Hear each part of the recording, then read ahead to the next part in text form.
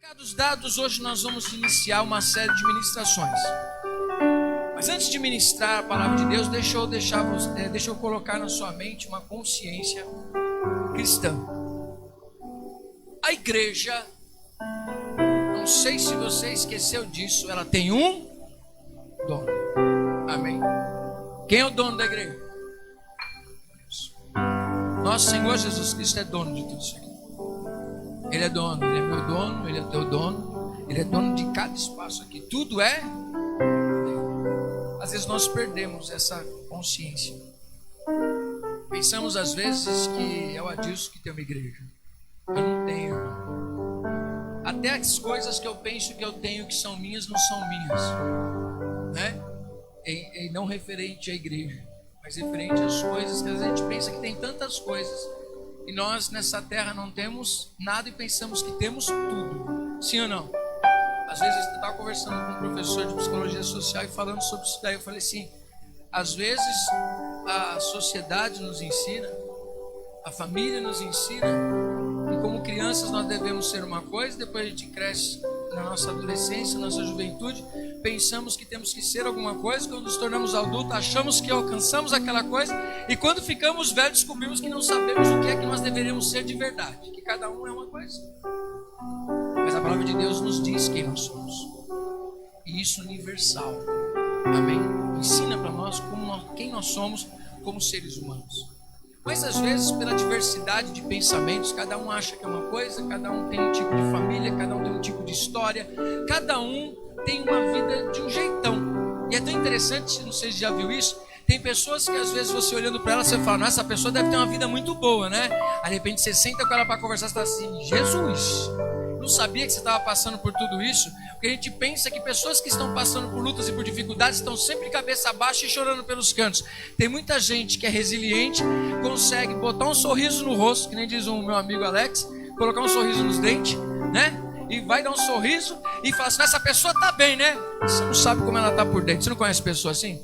Às vezes você passa por essa situação. É as notícias ruins que vem e bate, mas você é resiliente, você consegue passar por cima daquelas lutas, passar por cima daquelas dificuldades, não mexer na sua identidade, em quem você é, cada um com essa história, cada um com a sua vida, e não perde a sua essência de quem você é, a família que você tem, o propósito da vida que você tem, dos seus investimentos, daquilo que você é de verdade. E trazendo isso para a identidade da igreja, a igreja também é algo assim, que ela pode passar por luta que for, mas ela tem uma característica única, porque ela não é uma invenção do homem, ela é a ideia de Deus, dele se revelar aqui nessa terra, e ela tem essas características, essas peculiaridades, de cada um da sua maneira de ser, com as suas dificuldades, com as suas lutas, mas são todos filhos de Deus, reunidos numa casa para adorar a esse Deus. Amém? Então essa consciência tem que fazer parte de nós. Por quê? Porque às vezes na correria da vida, já percebeu como a gente tem problemas a resolver? Hoje eu estava conversando com o Ministério de Intercessão, a gente passou um momentinho junto, né? Passa rapidinho, né, pastor? É assim, ó. A gente se envolve tanto nas coisas dessa vida que a gente se esquece que tem uma batalha acontecendo. Não sei se você tem essa noção, mas existe uma batalha, que a gente sempre diz que é uma batalha espiritual acontecendo para que esse momento aqui, ó, não seja uma realidade, para que você não adore a Deus, para que você não viva a vontade de Deus. Semeia-se, né, no mundo espiritual muitas coisas para tirar os filhos do caminho do Senhor. Há um semear espiritual, no mundo espiritual, pelas pessoas que dão as brechas, porque a nossa luta não é contra pessoas, amém? A nossa luta é contra essas batalhas espirituais, esse mundo espiritual que nós precisamos estar revestidos dele. E a igreja é justamente este lugar onde se reúnem os soldados de Cristo. Alguns às vezes perderam essa visão e acham que pode levar a vida e viver conforme quer. Mas existe uma batalha espiritual contínua, dia e noite. Ah, apóstolo, mas eu não tenho como batalhar espiritualmente quando eu durmo. Quando você dorme, os anjos batalham por você. Quando você está acordado, eles batalham por você, mas você tem que estar ligado para você também dar uma força. Diga para o irmão que está do seu lado, dá uma força aí. Diga para a pessoa, vigia. Não é? Não, porque as mãos do Senhor estão sobre mim. Porque eu estou orando, mas você não está vigiando? Tem que estar vigiando. E quem é que está vigiando? Se você soubesse o dia que o ladrão vai querer entrar na casa, o que você faria?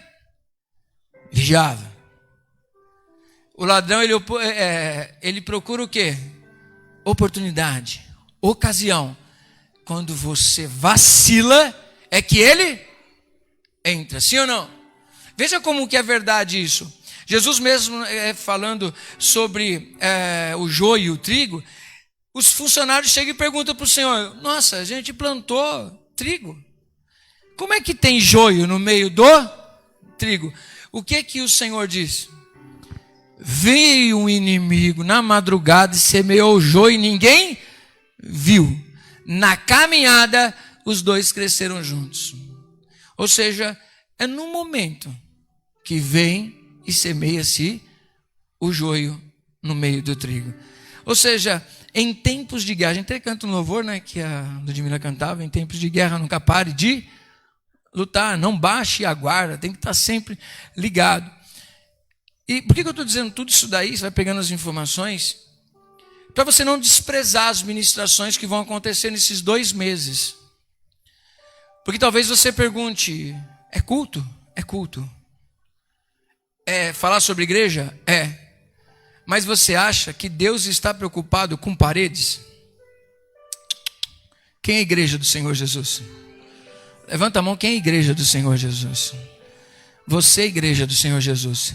Então, diga assim: eu sou inteligente.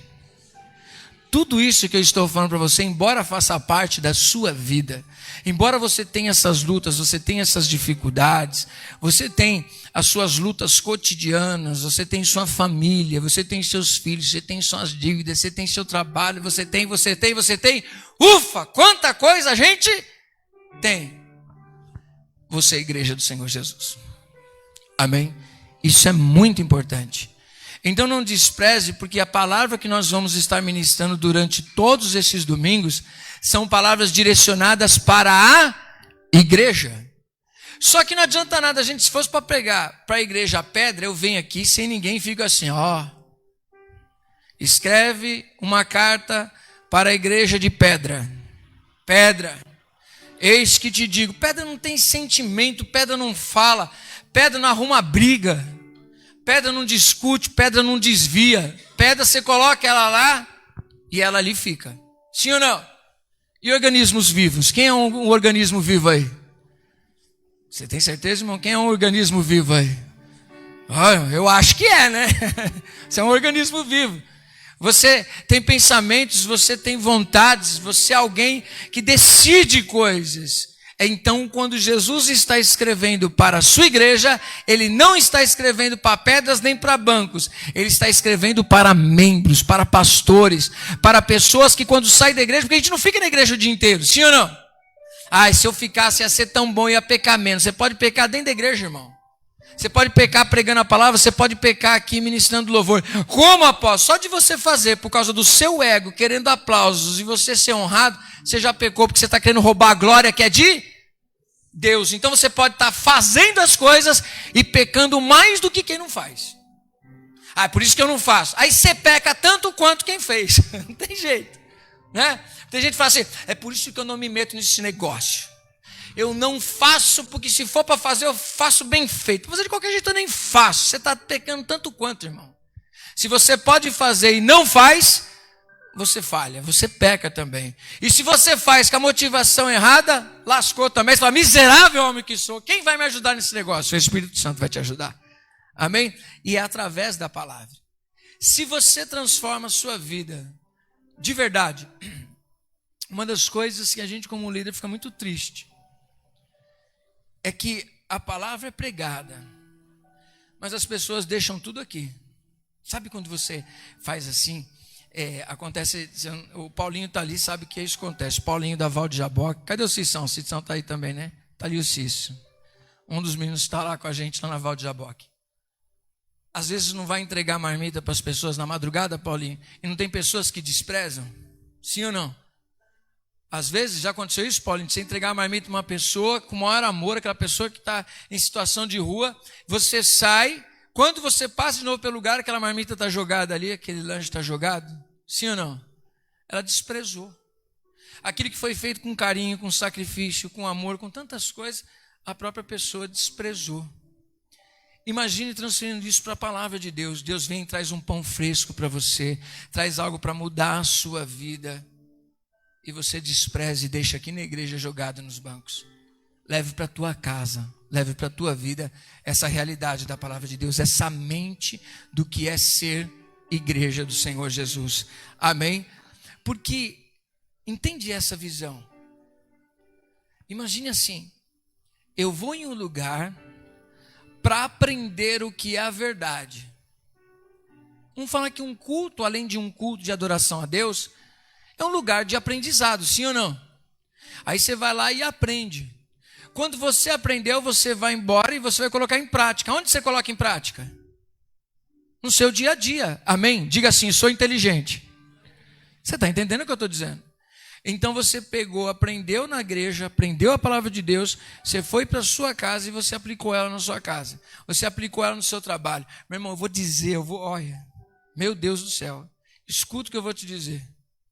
Não tem como dar errado. Não tem como dar errado.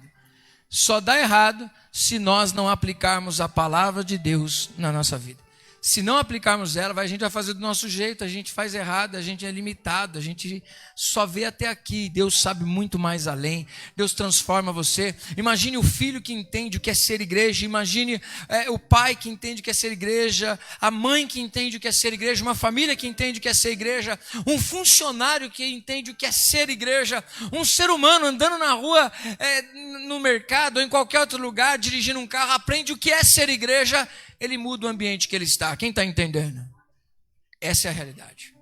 Então a igreja não é o lugar para você vir. Eu fui lá para me sentir bem. Você deve se sentir bem.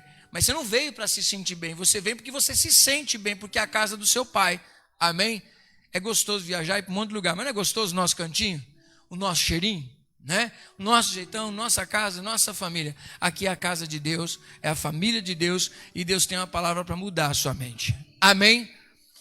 Deixando vocês conscientes disso, dessa realidade da palavra de Deus, eu quero iniciar hoje uma série de ministrações que fala sobre a cartas de Cristo. Imagine Deus escrevendo uma carta para você. Jesus, o que ele escreveria para a igreja dele? O que ele escreveria para você? Quem gostaria de receber uma carta de Cristo? Amém? Mas pode falar sem medo, quem gostaria de receber? Hoje eu vou entregar uma delas. Mas tem muitas cartas aqui, várias, tá aqui, tudo aqui, mais do que 7, mas no mínimo 7 nós vamos ministrar direcionadas para a igreja dele, amém? E a palavra de Deus é tão tremenda, não sei se já percebeu isso, ser humano nasceu, ser humano morreu, sociedades cresceram, sociedades morreram, valores mudaram, tantas coisas aconteceram. Tentaram fazer concílios para mexer na palavra de Deus. Tentaram acabar com a igreja. Tentaram fazer um monte de coisa, irmão. Mas deixa eu te dizer uma coisa. A palavra de Deus sempre foi imbatível. Ela atravessa gerações. Mas e por que ela tem essa peculiaridade de falar do nosso contexto? Quem já leu Robinson Crusoe? O pessoal está com medo de falar desse negócio. Quem já leu Robinson Crusoe, levanta a mão aí. Livro bem antigo. Ninguém mais leu ele. Quem já leu a Bíblia aí? Já as crianças lá, eles estão lendo a Bíblia. Gerações passaram e a Bíblia prevalece. Mas o que existe na Bíblia de tão importante assim, que ela consegue atravessar gerações? Gerações mudam, tecnologia muda. Mas o ser humano continua com o mesmo problema, afastamento de Deus. E quanto mais uma sociedade é afastada de Deus, mais problemas ela tem. Amém? Então, se tem alguém que pode mudar a nossa vida, mudar a nossa sociedade, é a palavra de Deus, é a presença do Espírito Santo, para fazer uma sociedade justa, uma sociedade equilibrada, que vive os valores de Deus. Amém? Estamos juntos aqui? É interessante entender isso, Porque falar da igreja é justamente falar disso. Um grupo social que vive valores diferentes. Ou pelo menos é o que a palavra de Deus nos ensina a viver. Amém? E hoje nós vamos iniciar Apocalipse, capítulo de número 1. E nós vamos fazer uma introdução para as outras cartas que nós vamos estar ministrando nos próximos domingos. Amém? Essa carta é muito interessante, Apocalipse, capítulo número 1, por causa da revelação que Jesus dá através de João. Jesus se revela para João e João está preso na ilha de Patmos. João, que é seguidor de Cristo, discípulo de Cristo, apóstolo de Cristo, por amor à palavra, ele está preso na ilha de Patmos. Às vezes as pessoas pensam assim, nossa, é igreja, é culto no domingo, é culto na terça, é culto na sexta, e você tem que louvar a Deus, porque você ainda tem liberdade de cultuar, porque nessa época, quando eles cultuavam, o que acontecia com eles? Eles eram presos. Eu não sei, pastor. Se a igreja de hoje, um tempo frio, faz com que ela não esteja na igreja, imagine gente atrás dela para matar se fizer culto, se eles viriam fazer culto. Eu acho meio difícil, né? Infelizmente. Contextos diferentes com cristãos diferentes também. E João, ele está preso, não pense que João, não tentaram matar ele. Tentaram. Mas ele tinha uma palavra de Cristo liberada sobre a vida dele. Ele vai ser o último. Ele vai prevalecer. Mas nem por isso deixou de ter sofrimento. Deixa eu perguntar para você uma coisa, de verdade.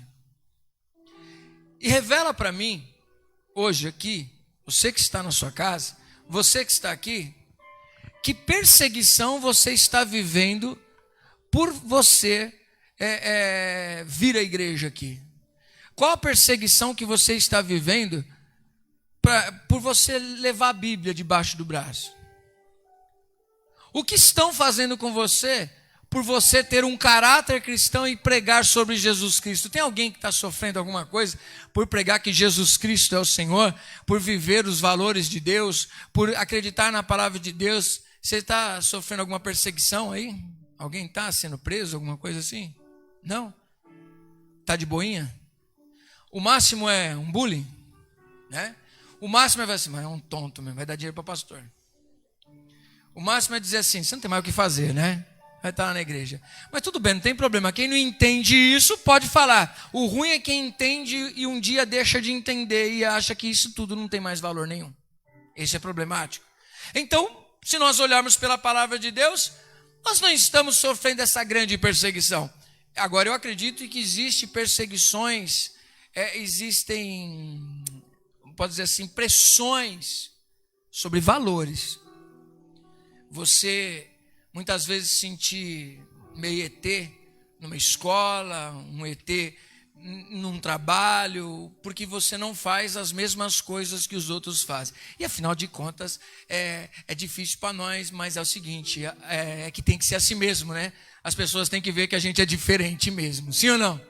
Mas diferente por quê? Tem pessoas que dizem assim, não, porque vocês são tudo filho do diabo, irmão. Porque vocês não adoram a Deus. Eu sim, mas semeia contenda em todo mundo. Pessoa que fala mal de todo mundo. Pessoa que faz um grupo unido se destruir. Aí a pessoa, eu sou servo de Deus. Parece que eu ouço capiroto lá no fundo dizendo assim. É nada. Porque o servo de Deus, ele semeia discórdia? Não, ele semeia o quê? União. Então não é pelo que a gente fala, é pelo que a gente faz. É quem nós somos. Diga assim, quem nós somos. Não é que a gente fala. Então João, ele está sendo perseguido, não é porque ele roubou alguém, não é porque ele falou mal de alguém, é porque ele está falando que Deus amou o mundo de tal maneira que deu seu Filho unigênito. Arrependei-vos dos vossos pecados e sejam salvos em Cristo Jesus. Recebam o Espírito Santo. Deus, ele quer trazer valores para a vida de vocês, para mudar a história de vocês. Larguem a idolatria, adorem somente a Deus. Não idolatrem o homem. Vamos prender esse cara aí. Isso não é uma batalha espiritual? Sim ou não? Quando as pessoas queriam fechar as igrejas, queriam matar os cristãos, eles queriam colocar fim na palavra de Deus, mas eles não conseguiram e nunca vão conseguir. Amém? esse homem foi preso, dentre outros homens. Mas este escreve uma carta porque Cristo desejou se revelar a ele. E a Bíblia diz assim para nós, que ele está na ilha de Patmos preso, e um dia, o dia do Senhor, tem gente que interpreta, esse dia do Senhor como o dia da volta de Cristo. Não é, o dia do Senhor é o primeiro domingo do mês, onde eles se encontravam. A gente não sabe se era de manhã, à tarde ou à noite, mas eles se encontravam e ali eles cultuavam a Deus. Diga assim, cultuavam a Deus. Então vamos pegar que era um culto pela manhã, porque na manhã do domingo, primeiro dia da semana, o Senhor Jesus ressuscitou. Amém? E um dia ele preso, como vários outros dias, mas naquele dia do Senhor, ele está com o corpo na terra, mas o espírito não está mais ali. Algo divino. O espírito dele está no céu. E ali, Deus revela algo para ele sobre a pessoa de Jesus Cristo. Amém? Imagine isso, gente. Que coisa tremenda. Acho que o difícil para mim era voltar. Queria voltar não, gente. Tem que voltar mesmo, Senhor? Dá para já ir daqui não? Já estou por aqui mesmo, né? Para que ir lá? Depois eu tenho que voltar para cá de novo. Já aproveito que eu estou por aqui. Deixa eu aqui. Aí o Espírito Santo diz, não, vai, João. Você precisa escrever uma carta. A sua existência na terra tem uma importância para o reino de Deus. Apóstolo, mas por que Deus não escolheu anjos, Deus não escolheu outros seres para se comunicar? Ele escolheu seres de carne e osso como eu e você, para comunicar aos irmãos as verdades do reino de Deus. Então se sinta privilegiado por ser um responsável de revelar a glória de Deus nessa terra. Amém? Glória a Deus. Capítulo 1, vamos ler. Eu vou ler, para a gente economizar o tempo. Não que eu não gostaria de ler tudo, explicar tudo. Só que só para pregar o capítulo 1, a gente já demoraria mais de mês para explicar isso aqui. Mas João, no capítulo 1, versículo 9, depois dele ter falado sobre tudo isso que eu já preguei para você aqui, depois dele ver Jesus, na verdade ele ouve uma voz dizendo que ele é o alfa, ele é o ômega, ele é o princípio, ele é o fim, e diz que ele virá com as nuvens e todo olho o verá. Amém? Jesus vai voltar, gente? Se vai vir quarta onda de convite, eu não sei. Quem vai ser o presidente eleito ou reeleito, não sei também. Não sei o que vai acontecer, mas uma coisa a Bíblia diz, que Jesus vai voltar. E é interessante que João diz que ele já está próximo. Só que a gente olha que ele está próximo, se a gente olhar não daqui para lá, a gente olhar de lá para cá.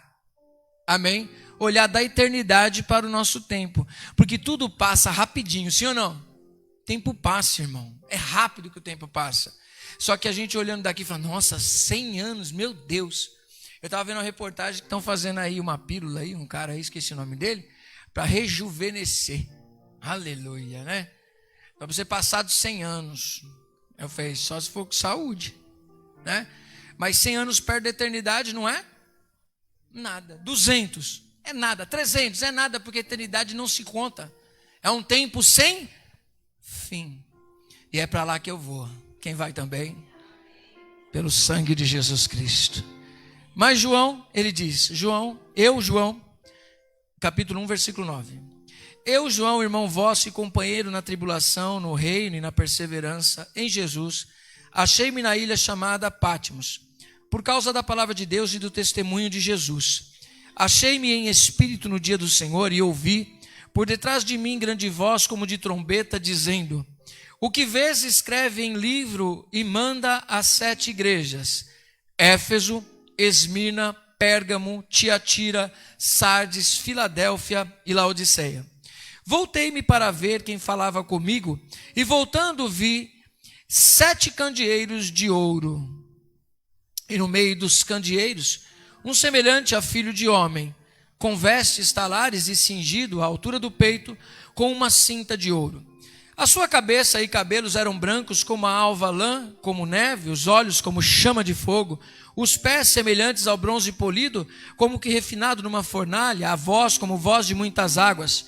tinha na mão direita 7 estrelas, e da boca saía-lhe uma afiada espada de 2 gumes. O seu rosto brilhava como o sol na sua cabeça, na sua força. Quando o vi, caí aos seus pés como morto. Porém ele pôs sobre mim a mão direita, dizendo: não temas, eu sou o primeiro e o último, e aquele que vive. Estive morto, mas eis que estou vivo pelos séculos dos séculos, e tenho as chaves da morte e do inferno. Escreve, pois, as coisas que viste, e as que são, e as que hão de acontecer depois destas. Quanto ao mistério das 7 estrelas que vistes na minha mão direita, e aos 7 candeeiros de ouro, as 7 estrelas são os anjos das 7 igrejas, e os 7 candeeiros são as 7 igrejas. Amém? Vem cá comigo. Quem é essa pessoa? Jesus. Só que nada a ver com o Cristo da cruz. Muitas pessoas esperam vir o Cristo, mas esse Cristo que virá, ele não virá da forma que ele veio um dia. Ele virá em um corpo glorificado. Amém? Ele se apresenta a João como um homem, com um corpo de homem, andando no meio de candeeiros. Esses candeeiros são as igrejas, as 7 igrejas que nós lemos aqui. Falamos de Éfeso, Esmirna, Pérgamo, Tiatira, Laodiceia. As 7 igrejas, ele está andando no meio desses candeeiros, que são elas. E é interessante que ele diz que nas mãos dele ele tem o quê? 7 estrelas. Essas estrelas são os 7 pastores, que são os anjos. Anjos significa mensageiros. São os mensageiros de Deus. É algo interessante para nós. Primeiro, essa igreja é um lugar onde Cristo passeia. Amém? Esta igreja aqui é um lugar santo, porque Deus está neste lugar. Essa igreja existe porque Deus quer que ela exista, e você está aqui porque você quer estar, mas antes de você querer estar, Deus preparou esse lugar para você estar aqui e ouvir essa palavra e fazer parte desta igreja. Você faz parte da família cristã Efrata. Amém? Uma igreja que existe por causa da vontade de Deus. Então, sempre que você olhar para uma igreja, tenha ela muito acerto ou muita falha, ela só existe porque Jesus quer que ela exista. Ela só tem pastor porque Jesus permite que tenha pastor. Ela tem membros porque Jesus coloca membros nelas, ok? É o Espírito Santo que trabalha em nossas vidas para que nós estejamos aqui. Mas aqui é a casa do Senhor. Amém? Jesus, ele disse para João: eu passeio em meio aos castiçais. Eu tenho os pastores gravados nas minhas mãos, e eu tenho uma mensagem para cada uma delas. Isso me traz algumas reflexões. Vivemos em um tempo onde a igreja muitas vezes é desprezada. Não preciso estar na igreja. Para muita gente, esse ajuntamento já não faz mais sentido. Eu tenho tido a oportunidade de andar num meio secular, acadêmico, filosófico, psicológico, e eu fico quietinho com os meus ouvidos, 2 orelhinhas bem de pé. E eu cheguei à conclusão: como tem gente ferida dentro e pela igreja. E como tem gente decepcionada com a religião,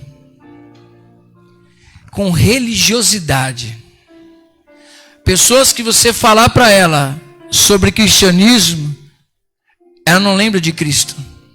Ela lembra de pastores que feriram. Ela lembra de pessoas que dizem que são cristãs e deram mau exemplo e feriram e tiveram ações contra elas que mais magoaram do que sararam a vida delas. Quem está entendendo? Pessoas que às vezes você fala do porquê estar numa igreja e a ideia é: eu sou a igreja. Apóstolo, mas elas estão erradas. O senhor acabou de dizer no começo do nosso culto aqui de adoração a Deus que a igreja não são as 4 paredes. A igreja somos nós. Continuo dizendo, você é o templo vivo do Espírito Santo.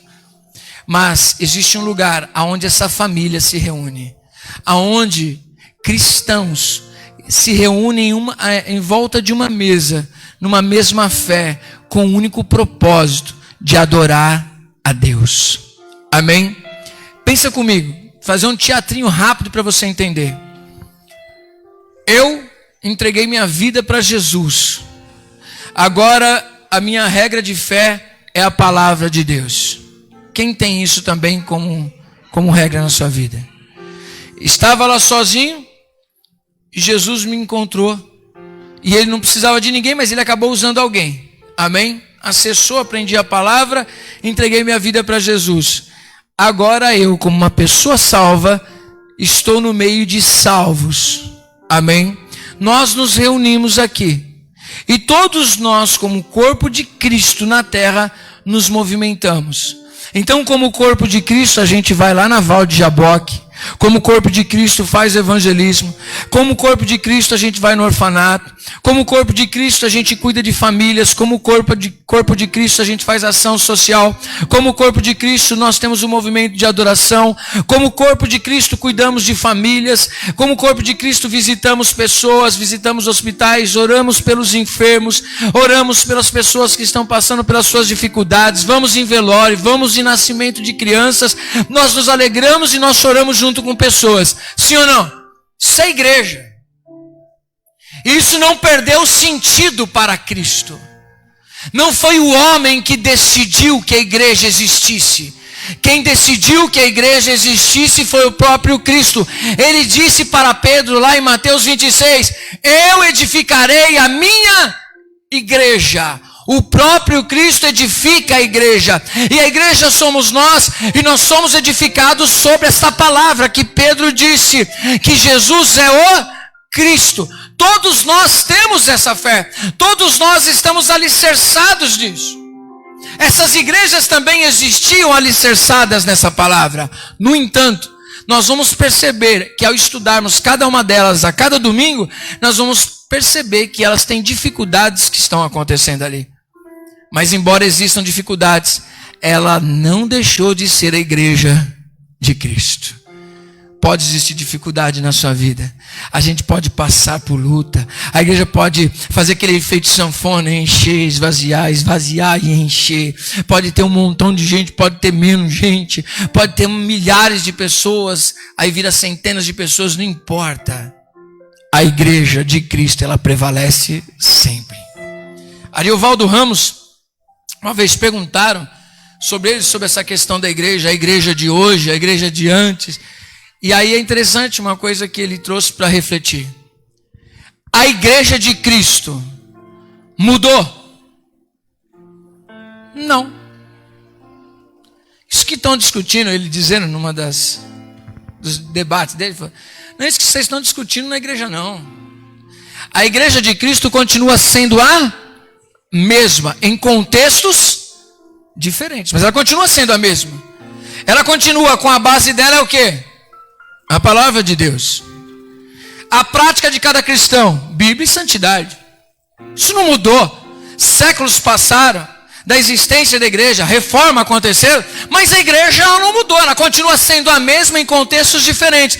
Então, se antigamente se andava no lombo do cavalo para pregar a palavra de Deus, agora pregamos a mesma palavra, só que dentro de carros.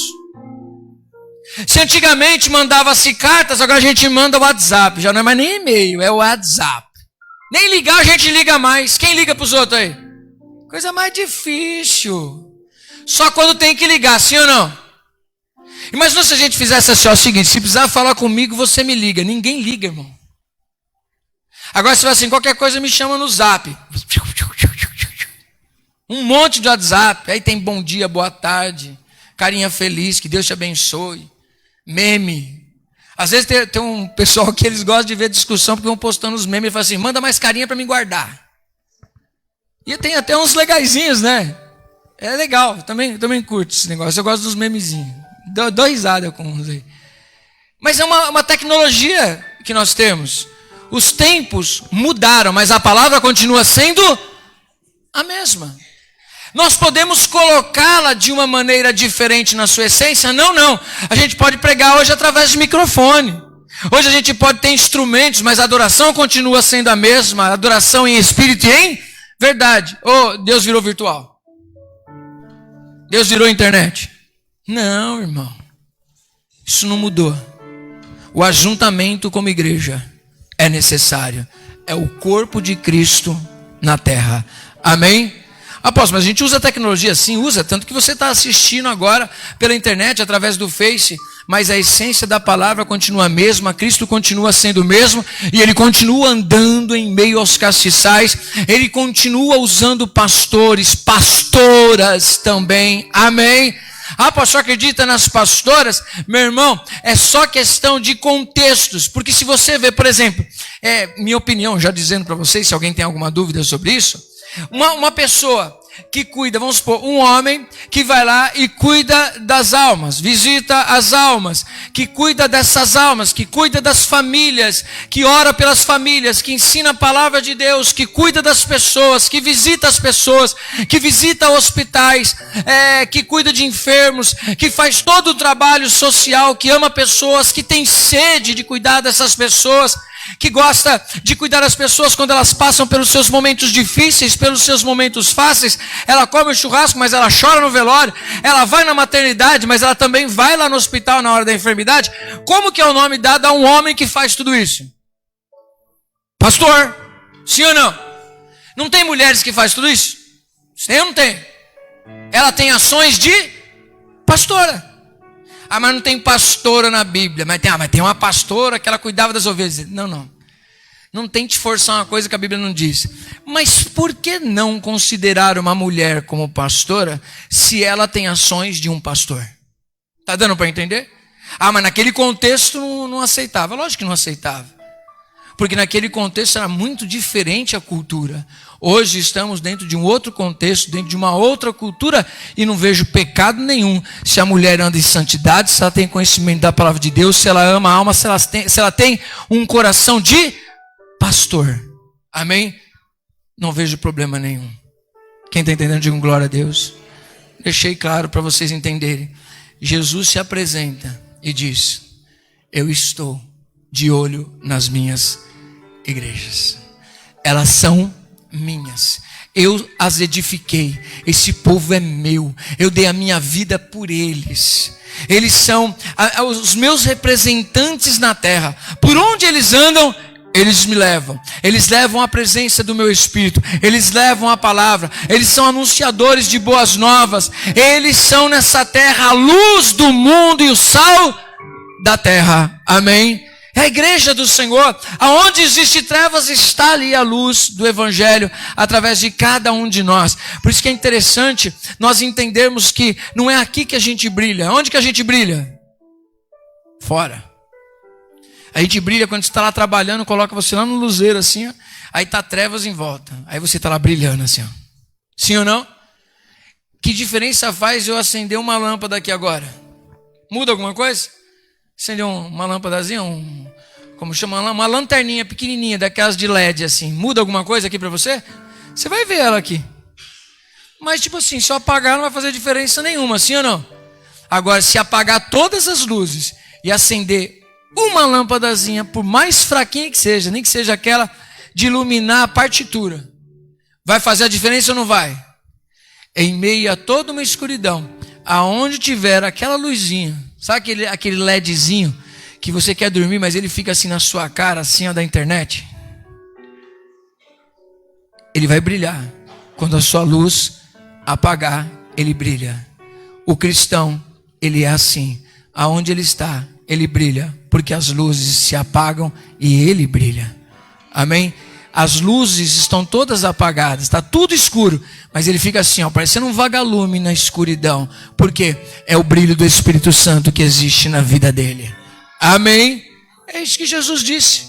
Vocês são luz do mundo e sal da terra.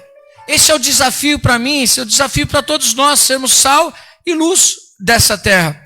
E Jesus, ele vai dizer aqui para João: João, eu sou aquele que morreu, mas ressuscitou. Eu sou aquele que venceu a morte. E é interessante que Jesus diz que ele tem o que nas mãos dele? As chaves da morte e do inferno. Ninguém pode te condenar ao inferno se não for ele mesmo. A chave está na mão do diabo?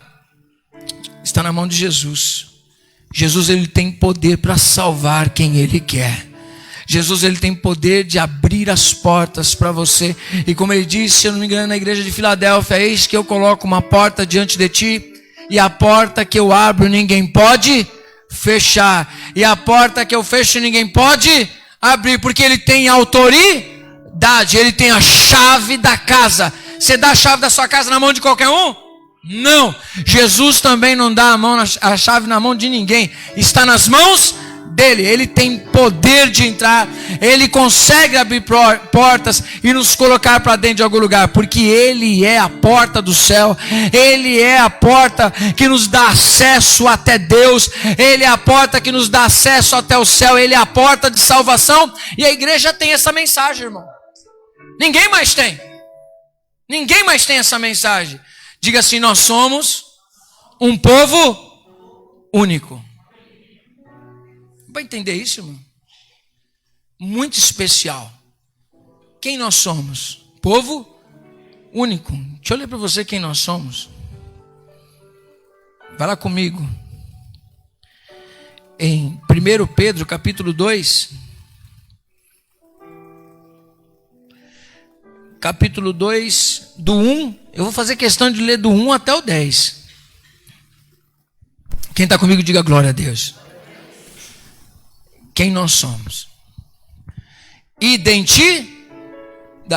Diga assim: qual é a nossa identidade? Pergunta para a pessoa que está do seu lado, me ajuda a pregar, fala assim: qual a sua identidade? Pergunta assim: quem você é? Amém? É muito importante nós sabermos quem nós somos. Ele estava falando hoje no nosso café, batendo papo, falando sobre isso, né, pastor? Ele disse: muitas vezes as pessoas estão dizendo assim: eu queria tanto que aquela pessoa deixasse de estar no bar, aquela pessoa saísse das drogas. Isso é muito bom, é lógico que é bom. Mas a gente tem que entender o porquê que a gente quer que aquela pessoa saia dessa situação. Não é só porque ela está prejudicando a ela. É porque todas essas situações que a envolvem, ela não tem nada a ver com o reino de Deus. Quando essa pessoa deixa de ter essa mente, ela vai mudar a história dela.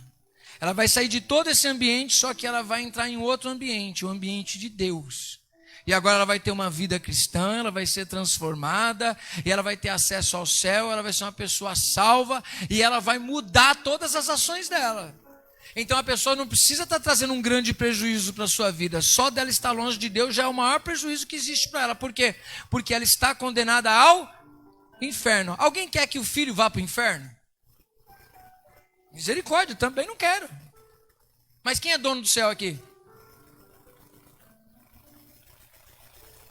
A gente não pode nem colocar nem tirar ninguém de lá. Você tem a chave? A igreja tem a chave. Mas a chave é quê? A confissão. Ou seja, a chave é a confissão de que Jesus Cristo é o Senhor. Então, infelizmente, se as pessoas que nós amamos não confessarem Jesus como único e suficiente Salvador, elas podem ser salvas? Sim ou não? Vocês ficaram com medo, gente? É muito sério o que eu estou dizendo. A salvação é individual ou não é? É individual. Às vezes as pessoas pensam: não, eu sou casado, eu levo meu esposo, vou na bota da minha mulher. Ó, eu não sou crente não, mas minha mulher é, hein? Mulher de oração. Graças a Deus por ela. Mas ela vai e você fica: mas é uma só carne. Para com esse negócio, irmão, você é um indivíduo. Amém? Vem meter o louco de uma só carne na hora de ir para o céu. Você não mete o louco de uma só carne na hora de padecer junto, né? Na hora de tomar as decisões. Aí você não é mais uma só carne. Só é uma só carne para ser salvo. Para tomar as decisões não é não. A gente só começa a selecionar. Bom, isso aqui me convém, aquilo não me convém, aquilo me convém, aquilo não convém. Quem está entendendo, diga glória a Deus. Então é muito importante que cada um de nós tenhamos essa identidade, que o teu filho tenha essa identidade, que a tua filha tenha essa identidade, que esposo, todas essas pessoas que nós amamos, que elas sejam salvas em nome de Jesus Cristo. Você pode levantar as suas mãos assim comigo e declara assim: mas bem forte, é a tua família que está em jogo. Profetiza isso no mundo espiritual. Diga assim: eu e a minha casa serviremos ao Senhor. Diga assim: eu consagro o meu lar no altar do Senhor. Amém? Aplaude ao Senhor. Aleluia. Aleluia. Você acha que todo esse trabalho que a gente tem aqui, Carlos, se você não viesse aqui fazer o jiu-jitsu com a gente, você deixaria de fazer o jiu-jitsu? Não. Tanto que eu falo, meu Deus do céu, o homem de Deus está aí treinando de novo hoje. Eu estou quebrado uma semana inteira, o cara está treinando um dia antes, no dia que vem, depois no outro. Foi misericórdia. Só de olhar eu já estou com dor. Ou seja, ele poderia estar e pode estar treinando em todo e qualquer lugar. Então ele vem aqui na igreja toda quarta-feira com a família dele às 8 horas fazer o jiu-jitsu aqui. Por quê? Por amor às pessoas que vêm participar. Não é isso, Tiagão? Vem os meninos do orfanato, a gente vem aqui tudo por quê? Justamente para isso, como família. Para a gente estar participando deste momento. Mas o maior intuito nosso é que as pessoas sejam salvas, porque isso é momento de comunhão. Essa igreja existe para que haja um jiu-jitsu, para que haja essa comunhão, para que haja essa união das pessoas. Amém? Mas qual o nosso intuito? É que todas essas pessoas sejam salvas.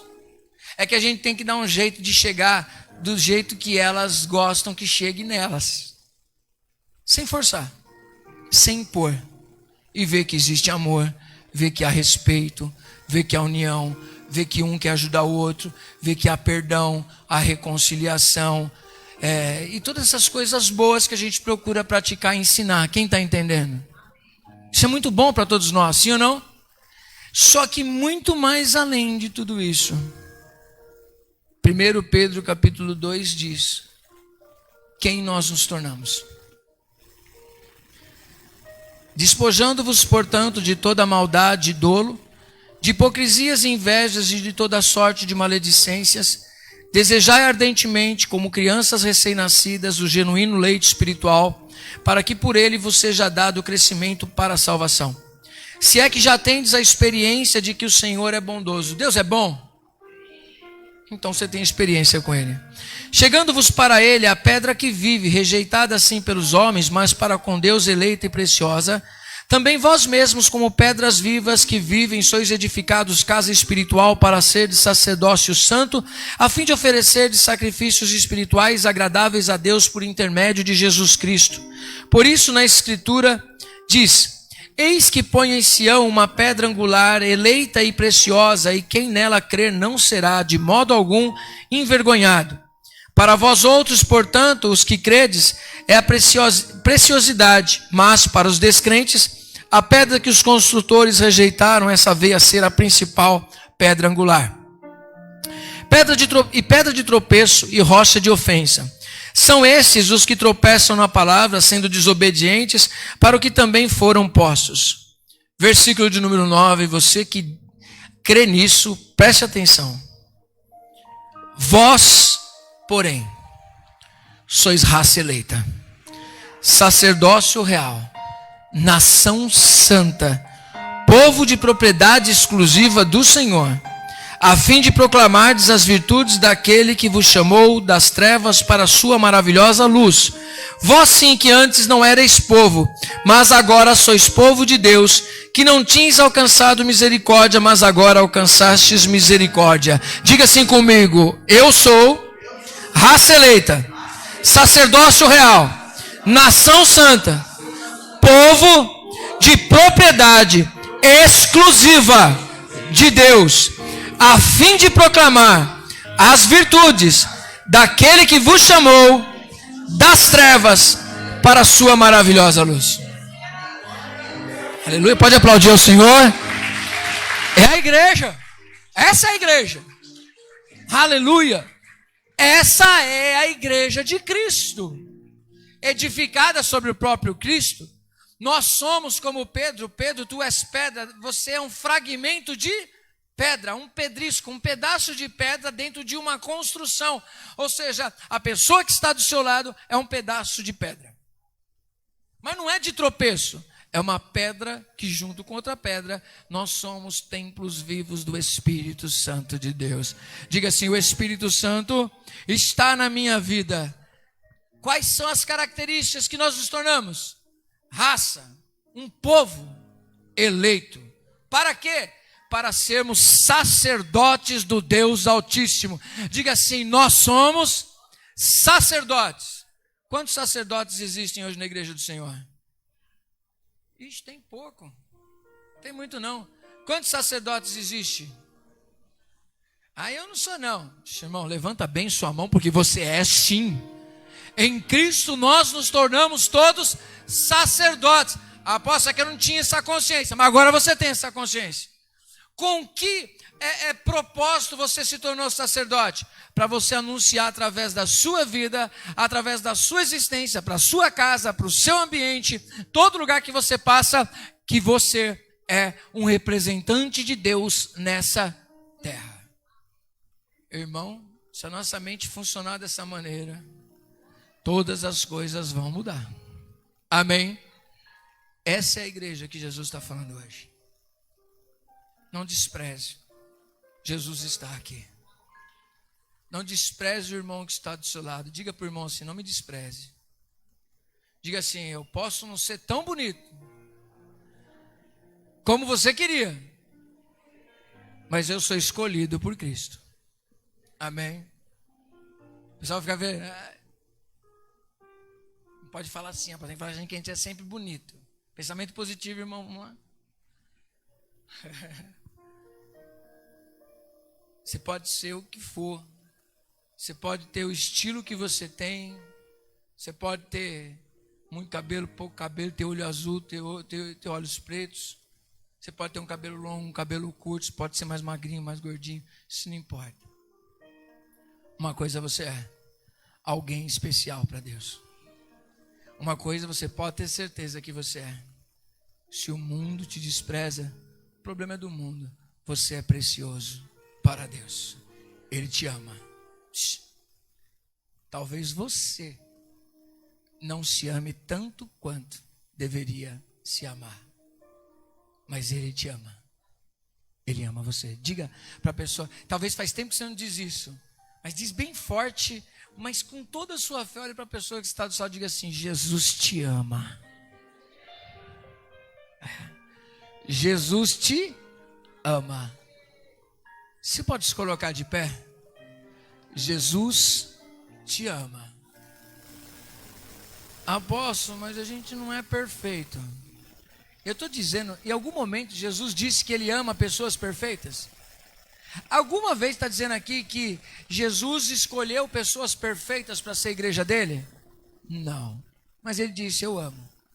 E para piorar o negócio, a própria Bíblia diz que antes nós não éramos. Mas ela não diz que nós não éramos amados por Deus. Ela diz que nós éramos reprovados por Deus. Mas mesmo naquela situação que a gente estava, Ele nos amou.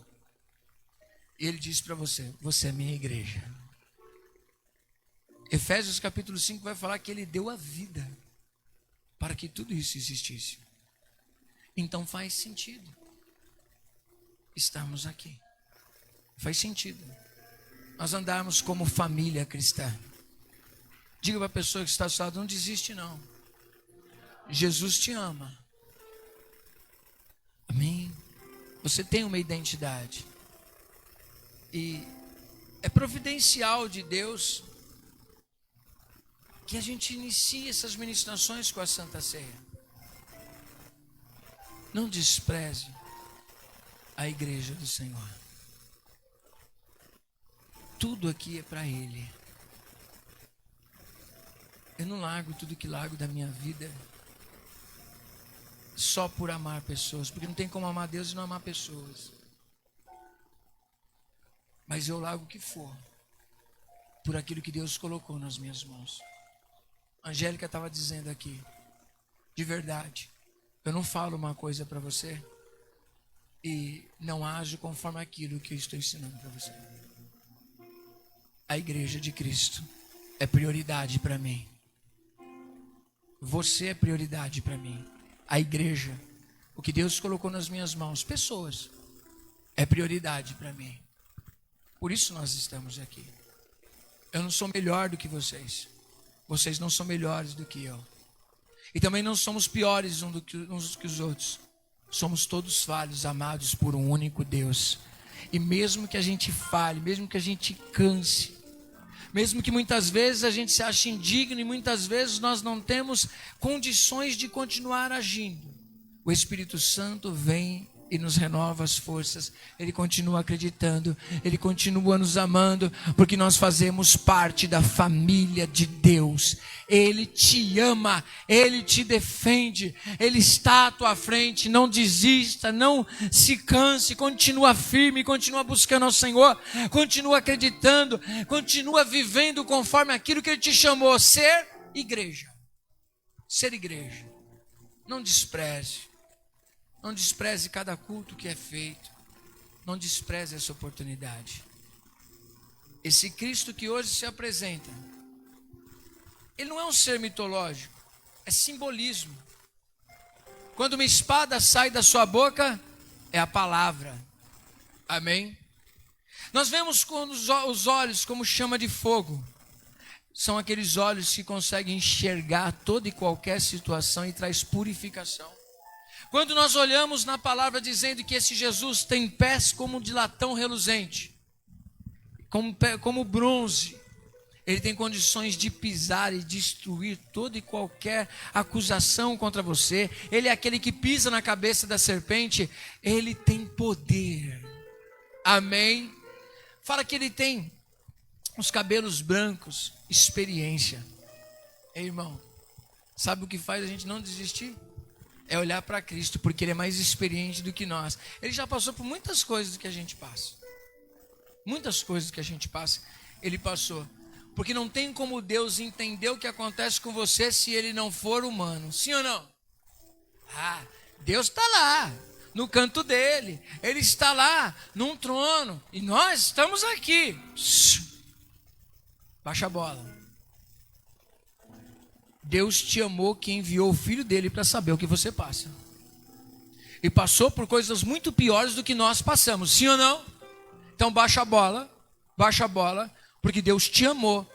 E Ele sentiu sim o que você sente sendo Cristo. Em Cristo, Deus se fez homem. Amém? Então Ele sabe bem o que você passa. Você como indivíduo precisa entender isso.